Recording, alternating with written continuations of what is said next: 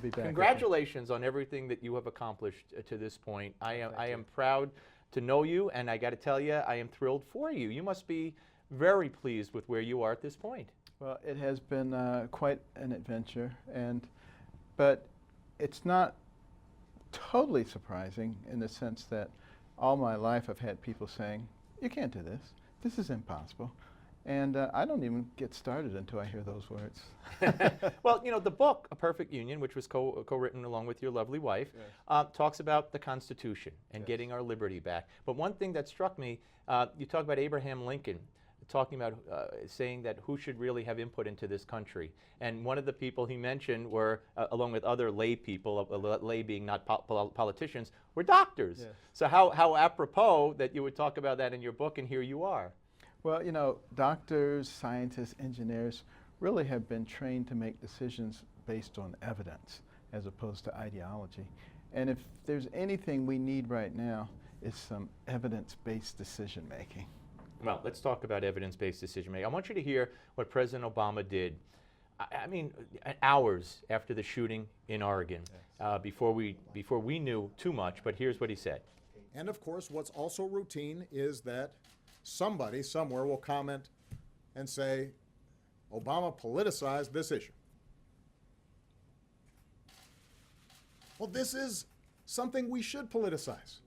1-5. It is relevant to our common life together, to the body politic. Now, he also went on to say at the press conference the day after, become a one-issue voter. If the politician you're talking about or thinking about is not for gun control, then don't vote for him, no matter what. I mean, is this exploitation in your view? He said he's politicizing it, so he's admitting it. Well, you know, hopefully, I personally believe people are smarter than that. I believe he's miscalculating the level of intelligence of the people. I see it all over the place. People are waking up. They're not listening to the silliness that's coming from the established political group or from the pundits, quite frankly. They're analyzing on their own, and that's a good thing, and I believe that that's what's going to save our country. But, you know, of course, he hasn't come forth with one specific law, background checks wouldn't do it, that would have stopped the mass shootings that they're talking about. Nor will he come up with one, because there isn't. You know, this is not an issue of the gun. This is an issue of the gunmen. And we need to start looking at what are the characteristics of these people. I think we can probably, if we sit down and study this thing scientifically, begin to identify the kinds of personalities that are likely to be involved in this, and we can begin to intervene early, not only to save the lives of masses of people, but of those individuals as well. All right. Now, also, President Obama, you know, did not mention, and he had to know at that point because we found out an hour later, and he's President of the United States. And still, as of right now that you and I are talking, hasn't mentioned that this shooter said, "Are you Christian?" Right. And then shot them in the head. If they said no, he shot them in the leg. How is that possible from a devout Christian or from any American president? And what would have happened if the shooter said, "Are you Muslim?" and shot them in the head? Well, remember, he's been very reticent to mention Christians in the Middle East who are being massacred as well. I'm not sure why he has so much trouble actually articulating the words. Does make you wonder a little bit. Well, I mean, what's the reason? There's got to be a reason. Would he have said, would he have talked about it if it were Muslims? Oh my gosh, it would have been, he would have had a seizure over it. And I'm not exactly sure how he thinks that people aren't noticing this. But the important thing, once again, is we don't have to deal with him that much longer, hopefully. And if we can manage to get through this and begin to enact some logical solutions, I think we can come out of this pretty quickly. All right, let's turn to the race. And I want you to hear something that Donald Trump said. This is 15. I'm not a masochist. And if I was dropping in the polls where I saw that I wasn't going to win, why would I continue? And it's funny, maybe it's like not like me because it's the power of positive thinking. I'm a very positive person. I'm a positive thinker. But the truth is, I'm a realist. If I were doing poorly, if I saw myself going down, if you would stop calling me because you no longer have any interest in Trump because he has no chance, I'd go back to my business. I have no problem with it.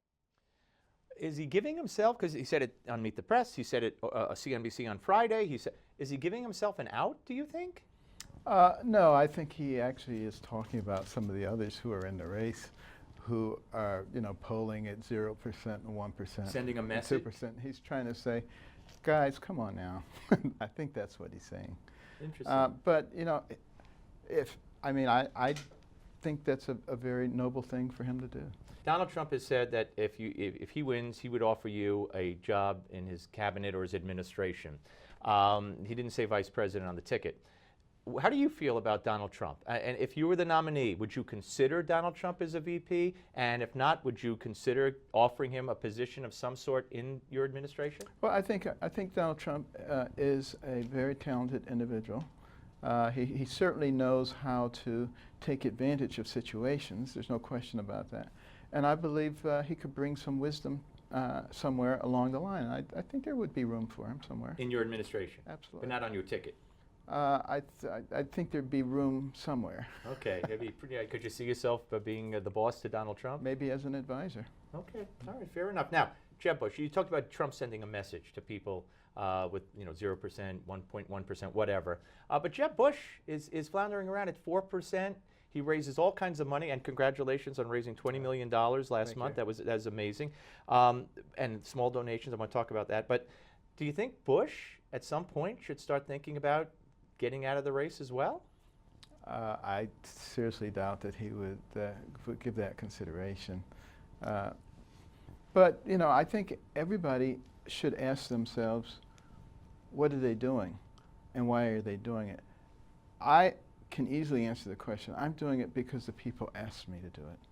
And the people are funding the effort. So, they didn't just talk and then go home and sit down. But why and by the way, there was a Saturday Night Live skit on Santorum and a couple of others that they shouldn't run, like, what am I doing? They were delusional. Oh, it's a funny skit, although I love Rick Santorum.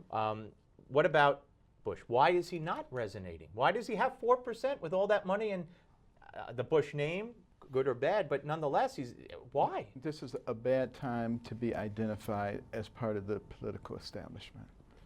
I think Jeb Bush is a very nice man. I like him. But this is just not the right time to be named Bush or Clinton.